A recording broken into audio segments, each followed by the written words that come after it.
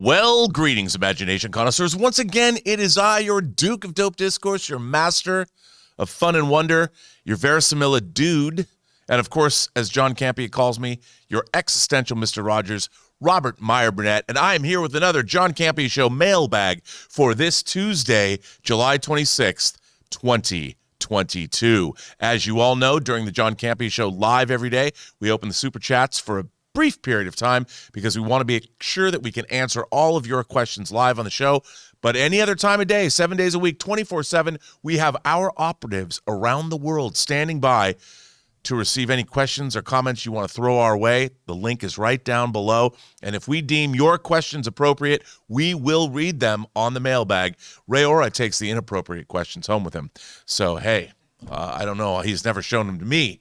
But anyway, we are here, and we're going to get started and see what you have to say. And the first person up today is Jessica Quintel. Jessica says, oh, John Campea would love this. I 100% agree with you that Henry Cavill is the best Superman.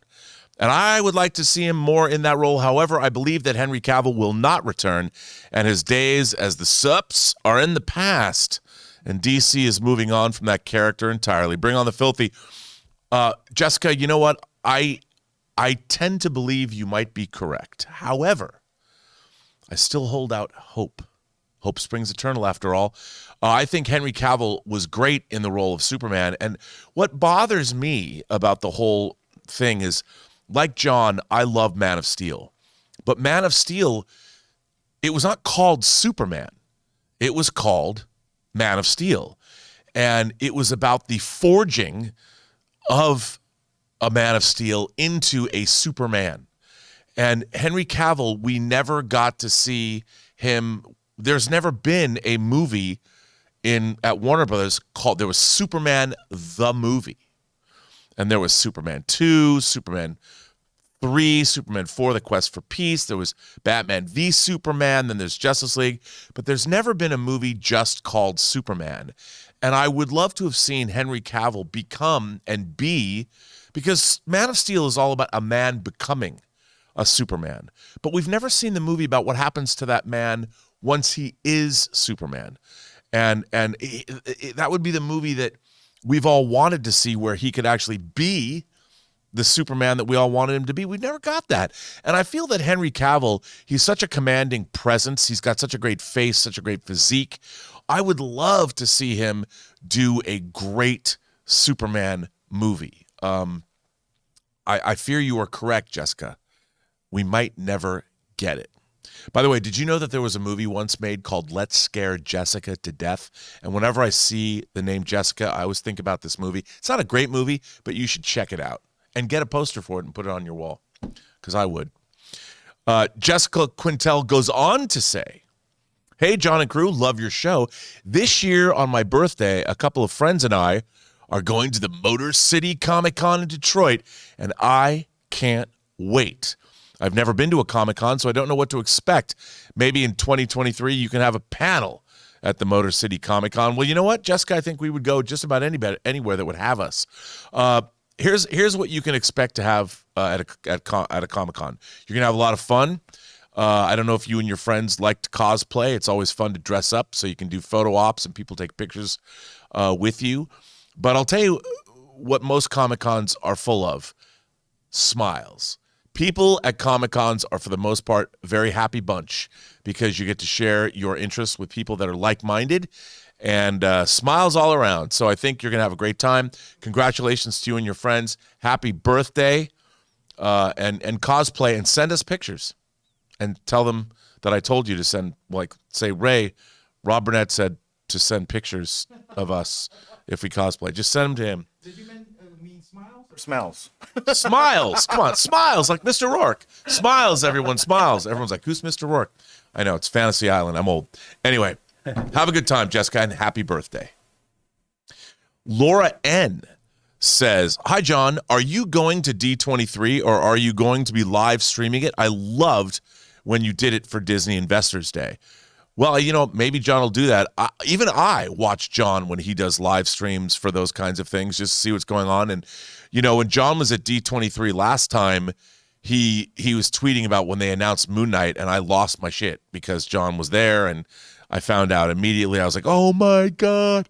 So he's either going to go. He hasn't called Disney yet, as he said today, for press passes, but he might very well go to D23, but I'm sure he's going to do some kind of, if we're not in the studio doing some live watch along, I'm sure John himself will be doing it. He's very good at that kind of thing. And those streams that he does are actually pretty fun. They got raucous people in the live chats, and John's pretty fun when he's doing those. So I hope he does. I think either way, we're going to be covering D23. Shane Roxas said, one of two. No, my sweet syrup pie, I've gone hard. He's my best friend. He's my pal. He's my homeboy, my rotten soldier, my sweet cheese, my good time boy. I recently started watching What We Do in the Shadows, and I'm obsessed. Laszlo is a national treasure and must be protected. Laszlo for president. Shane, I have to say, I just started watching the new season. It's great. I love that show so much. It's so, I mean, the humor in it is my favorite kind of humor because it's situational and it's character based. And I love it so much. It's so clever. It's so funny. And I was worried because I love the original movie so much that the show wouldn't be as good. I think, I dare say, the show has surpassed the movie. The show is so good. The actors are so good. I'm glad you're a huge fan of it because damn, what a great show that is. Teddy D says, hi, John. The Soggy Bottom Boys, The Man of Constant Sorrow, came on the jukebox at the bar last night. What a banger. Settle this argument. This is a good question. Is Oh Brother, Where Art Thou a musical? Love the show. Thanks. You know what, Teddy D? I would say this. Like, I love the Coen brothers. I do not think Oh Brother, Where Art Thou is a musical. It's a movie that has music in it. And what is the difference? In my mind, a musical, it breaks reality, and it uses music to tell story and advance plot points. And so the musical numbers in a musical actually happen within the context of the movie. So if there's a big fantasy sequence or something that happens and it carries the plot forward, to me, that's what a musical is. Whereas there's other movies that have music in them. And I think Oh Brother, Where Art Thou is that. I don't think I would call it a musical. But again, you wanted me to settle the debate. This is just my opinion. One man's opinion. I don't think you have to necessarily take it at face value, but there's where I'm standing. So I have spoken. I have spoken. So there you go. That's what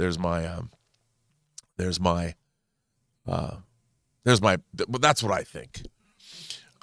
Mike G sends in a tip and says he's got two. These are long ones.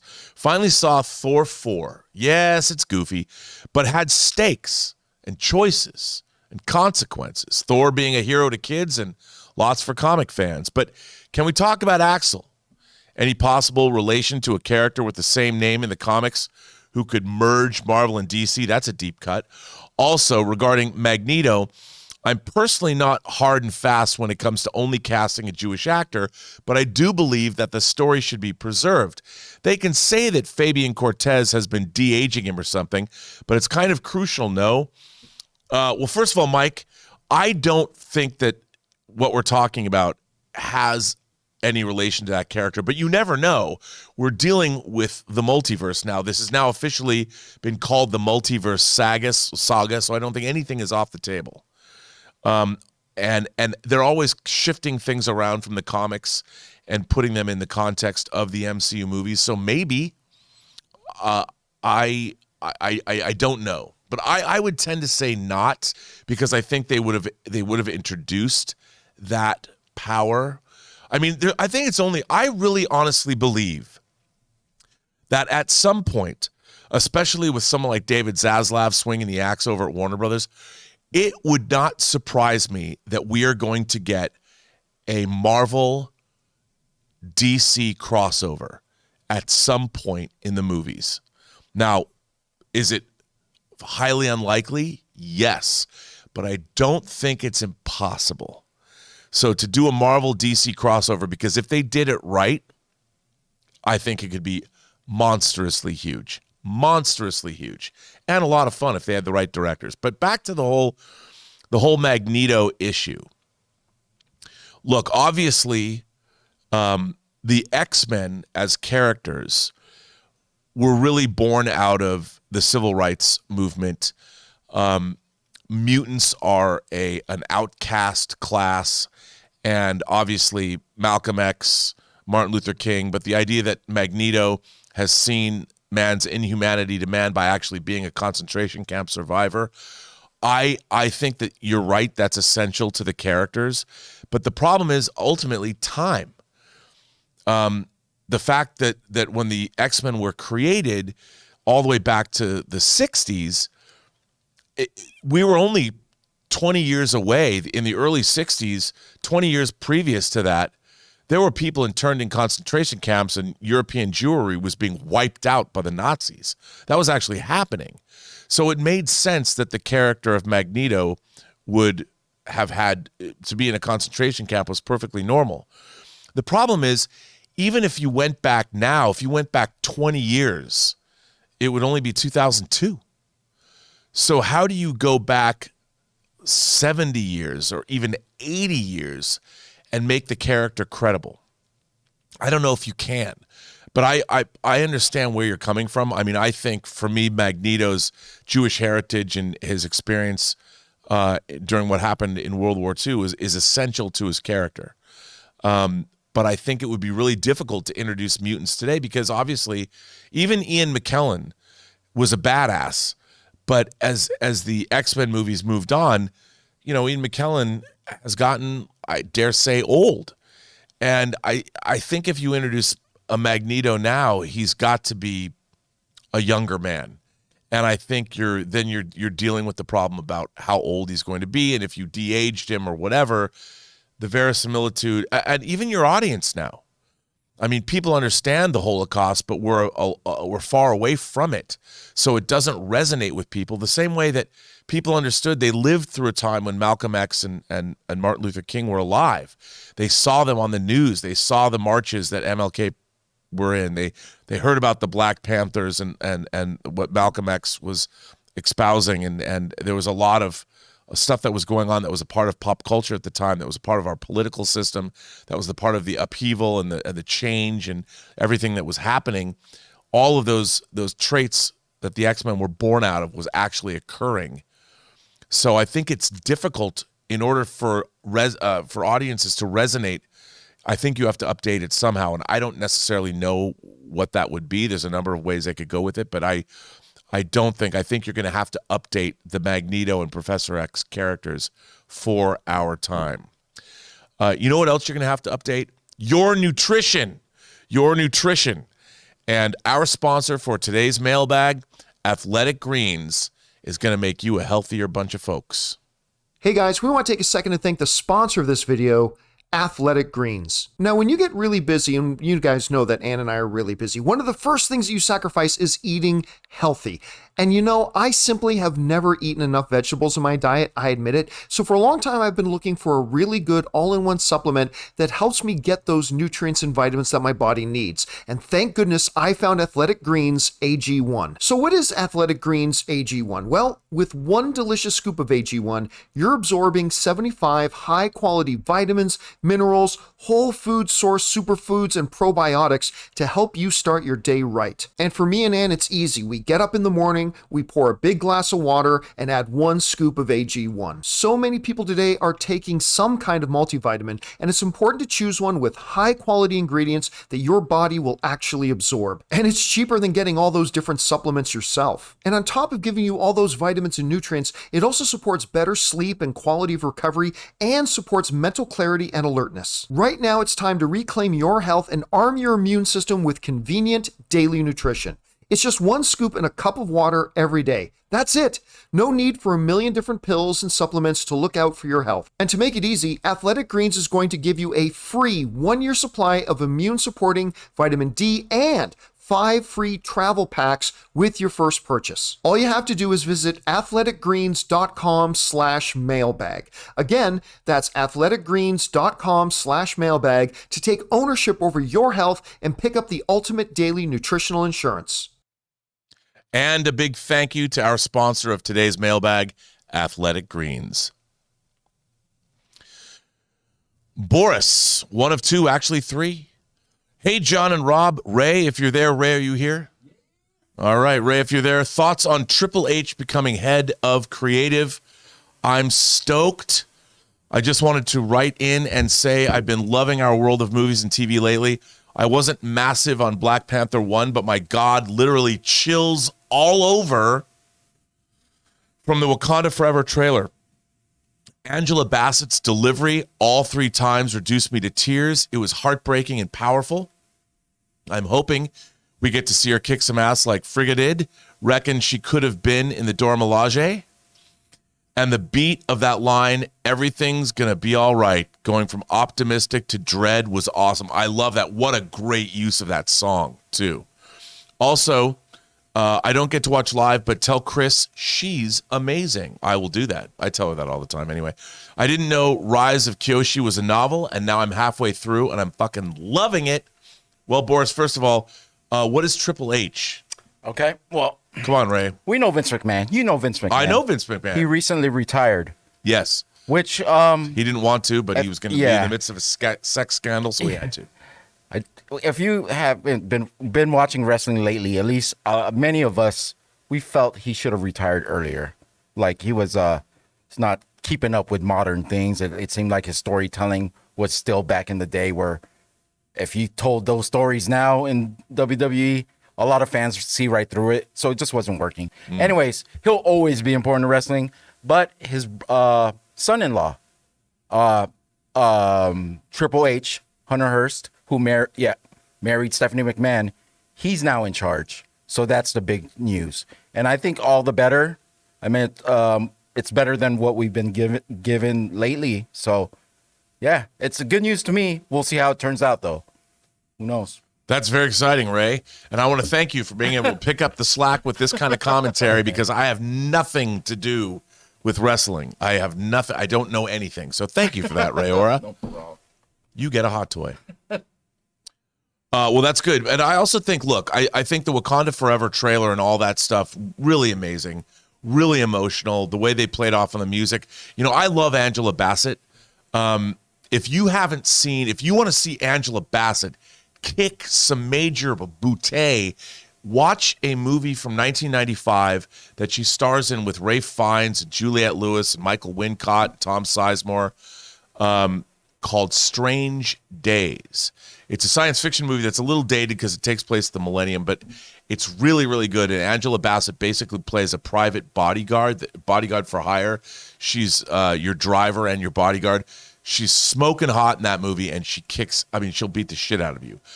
She's great. I mean, she's been great all the way back to playing Tina Turner in What's Love Got to Do with It. She was in Contact as a government executive or congresswoman or whatever. She's amazing. Maybe was she the vice president? I love her to death. And I've even been writing a script with her in mind. And I love her. So I can't wait to see. And you asked if she was part of the Dora Milaje. She probably could be part of the Dora Milaje right now. The leader, maybe. But I really like that. I'm glad you're digging. I can't wait to see Wakanda Forever. I'm so excited. And I think it looks like it might even be a better movie than Black Panther 1. Who knows? Hope springs eternal.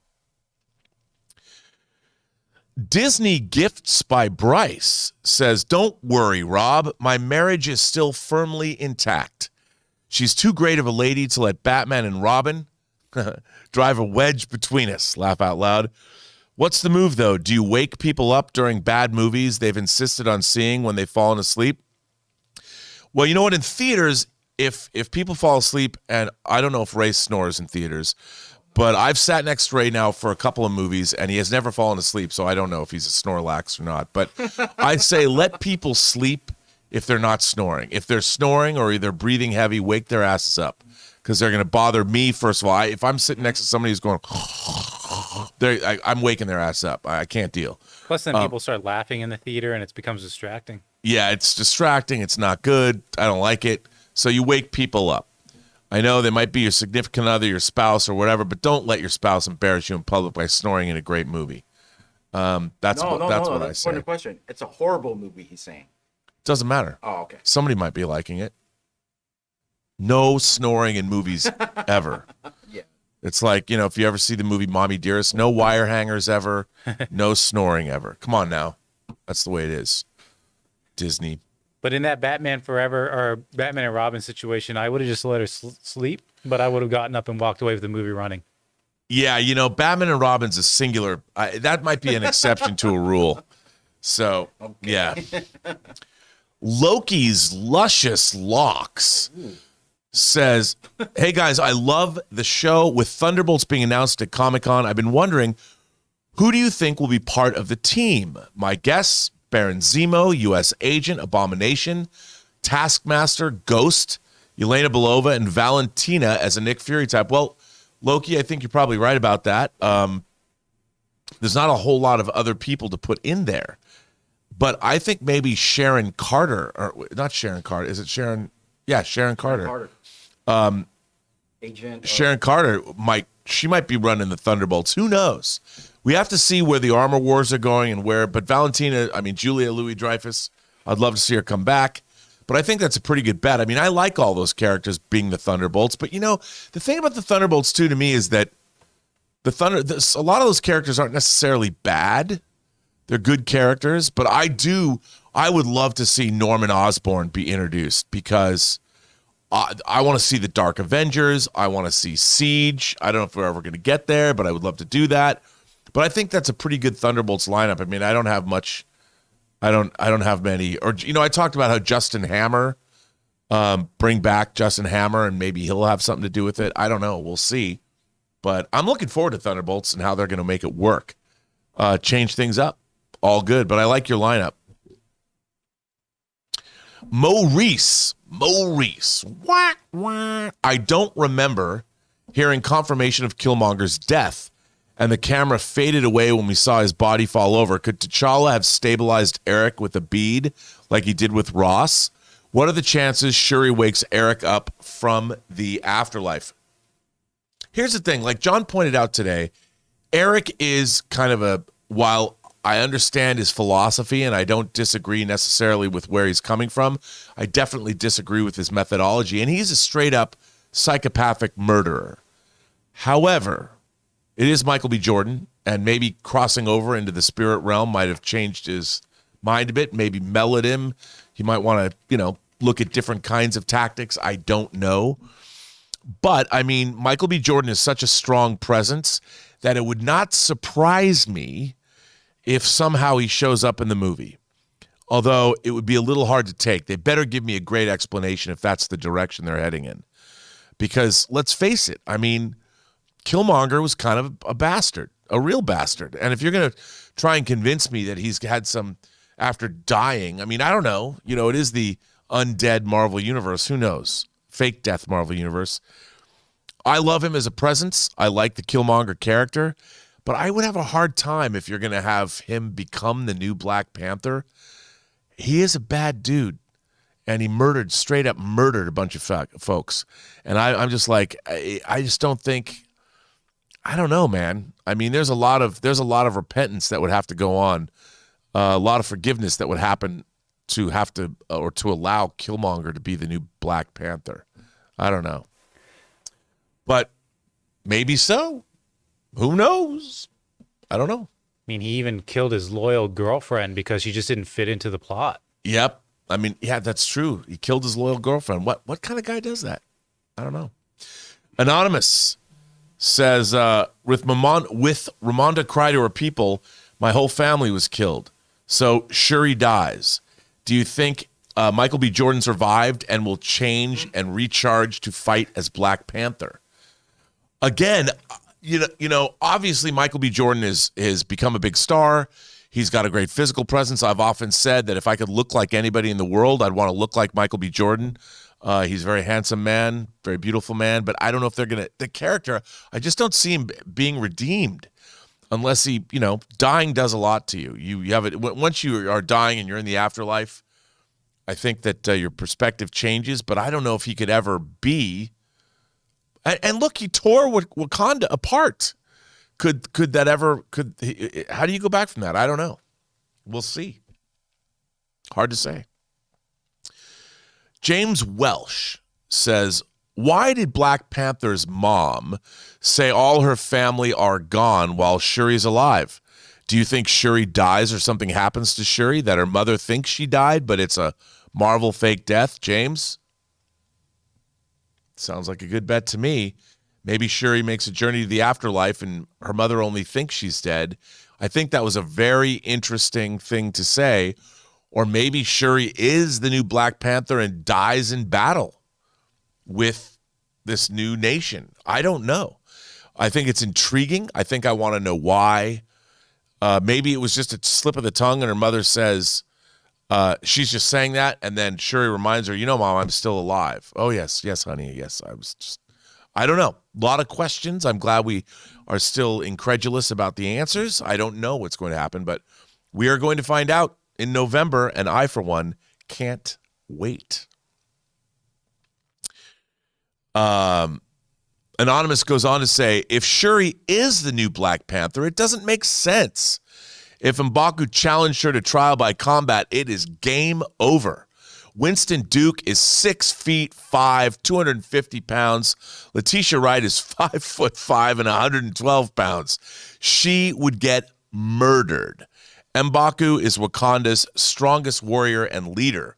Well, I think nobody would agree with you more than Mr. John Campea himself. And as you pointed out, looking at those stats, man, you just laid it right out there. I don't know how that would work. But I would say this, as John would say, believe in Ryan Coogler. He would have known this. He would have thought, yep, I've got to figure out a way. If Shuri truly is Black Panther, there's got to be a credible way that they can make us believe that she is. Because John has pointed out all day today, that would be difficult for Shuri to take on the Black Panther mantle because she would get, as you said, straight up murdered in a trial by combat by M'Baku. And I agree with you. I agree with John, too. If you're going to have her just be she as a hand-to-hand combatant, and she's 5'5" and 112 pounds, I mean, somebody could flick her right off the side of a cliff. She's so tiny. So I don't know. They're going to have to explain it. But I'm sure I have faith in the filmmakers that they will, in fact, make us believe. So take that one to the bank. Jake, part 1.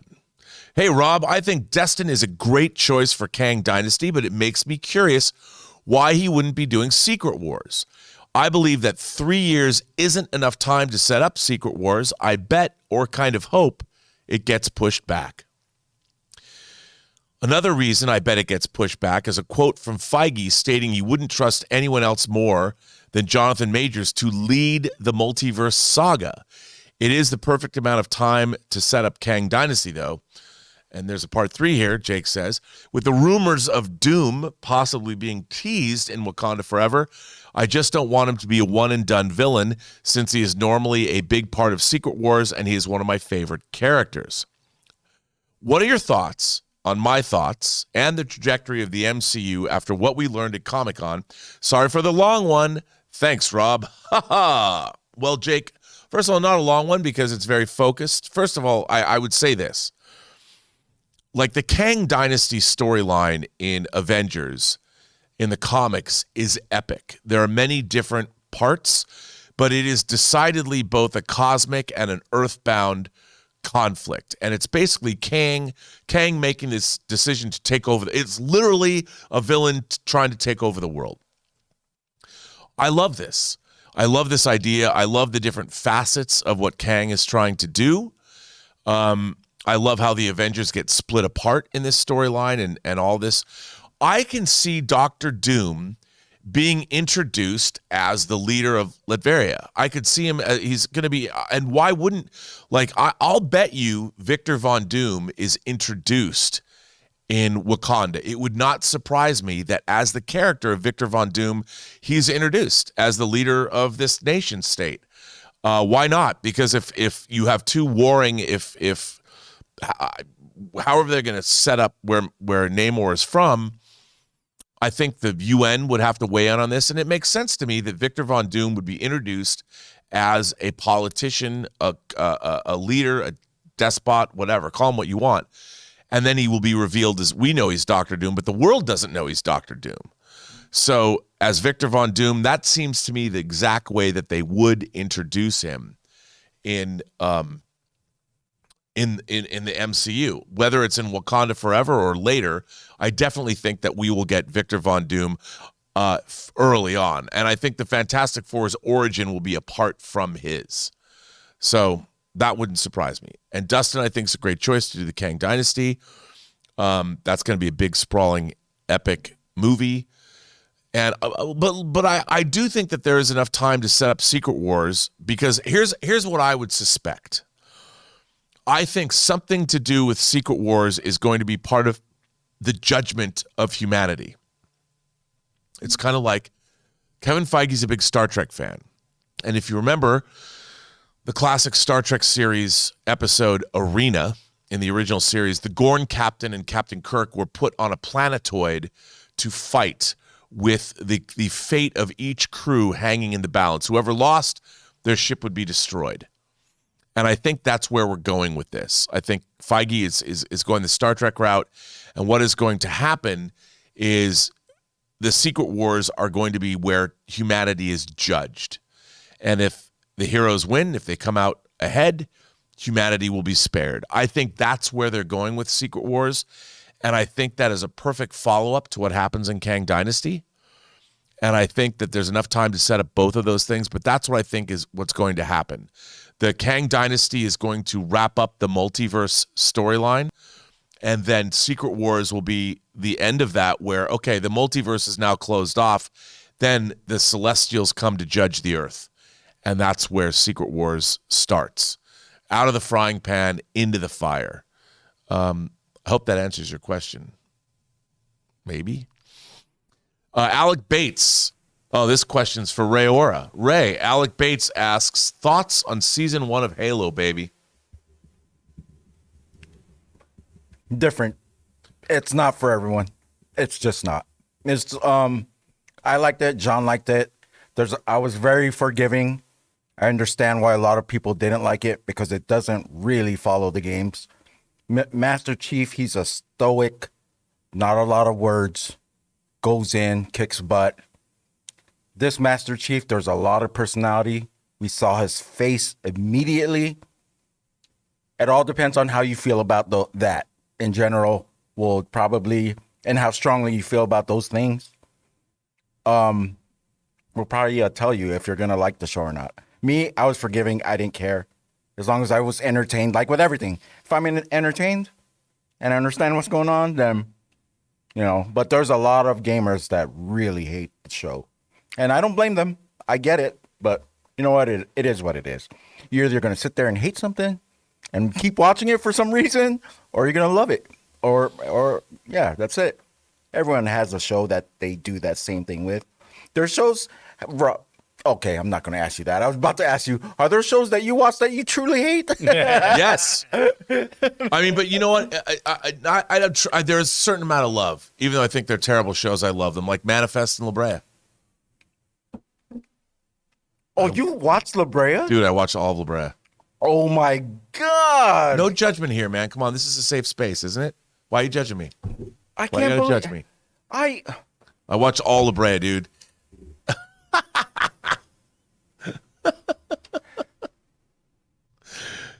That's it. Well, ladies and gentlemen, boys and girls, gentle beings, kind souls, however you identify across the 28 known galaxies, according to Superman the movie, I want to thank you for supporting the channel via your tips, because you give us something great to talk about, and you're supporting the channel while you do it.